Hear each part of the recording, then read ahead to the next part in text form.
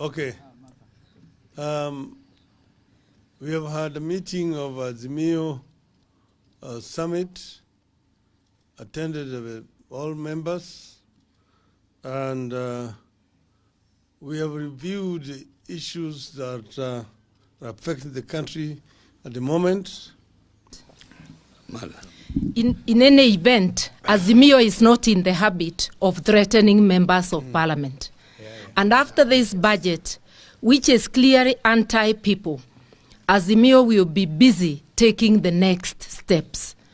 We are reminding Kenyans, this budget will hurt them where it matters most: food, medicine, fuel, cost of living, and many more, as has been outlined. We are reminding Kenyans they are not helpless.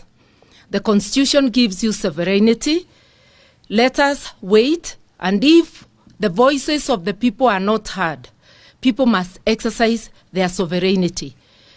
As a person from Mount Kenya, I have a message to William Ruto. Following his utterances, calling our youth Mungiki yesterday, I want to remind him that these are the same youth he requested for votes from, calling them hustlers. I want to remind him these are the same youths he instructed his lieutenants to use a section of unemployed youth from Mount Kenya for criminal activities, raiding the farm of the Kenyatta family, also causing mayhem in Kibera and other places during the demonstrations. Azimio has not used our youth from Mount Kenya or from any other place for criminal activities. Stop profiling youth from Mount Kenya. This is meant to curtail any political activity in Mount Kenya. It is meant to cow us as leaders from Mount Kenya and maybe make us afraid of mobilizing. We want to tell you that constitution you opposed is the constitution of Kenya today. We will exercise our rights. We will go to Mount Kenya to discuss the budget like we will go to all other places in Kenya. You will not curtail our rights. And do not tell people of Mount Kenya all any Azimio principle like Gachagua that he cannot visit Mount Kenya. Mount Kenya is Kenya. We are going to visit every part of this country, and you will not start zoning off places. That is the message, but Kenyans not to forget, our fate is in our hands. Let us join together and fight this killer budget.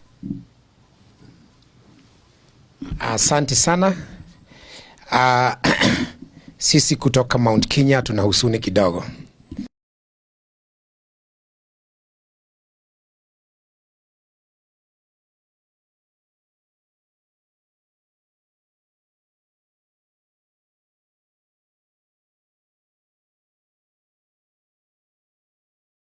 Tumesikia kwamba kuna idhini ambayo imetokea kwamba Waluhya wengine wasikanyange katika eneo ya Wakikuyu. Hiyo ilitolewa jana ama juzi, na wakaanza na rafiki yetu Gachagua. Ikasemekana kwamba ni hatia Gachagua kuja katika eneo ya Mount Kenya. Na hiyo inatoka kutoka afisi ile kuu ama inajiita kuu ambayo inastahili kuwa inalida uhuru wa kutembea. Mimi ningependa kusema ya kwamba Waluhya ni ndugu zetu kama Wakikuyu, Wakaleji ni ndugu zetu, Wamasai, Wajaluo na kila kabila katika Kenya hii wana sehemu katika eneo ya Mount Kenya. Sisi hufanya biashara na wao, sisi huona na wao, na sisi tunajiona kama Wakenya. Kwa hivyo kama kiongozi kutoka Mount Kenya, ningependa kuwaalifu ndugu zetu kutoka jamii zote karibu 40 na kitu kwamba huo sio msimamo wa watu wa Mount Kenya. Tunamwalika nyote, Gachagua akuje, Atwoli akuje, Oparanya akuje, Mudavadi akuje na wale kutoka jamii zingine wakuje, na mimi ndiye nitakuwa kwanza kuhost Wajakoya katika Mlima Kenya. Wajakoya tengeneza siku, mkuje na baba na Wabaluya wote mkuje tucheze isukuti Mount Kenya. Hiyo nyingine ni mambo ya youth wetu. Kenya kuna makabila zaidi ya 45.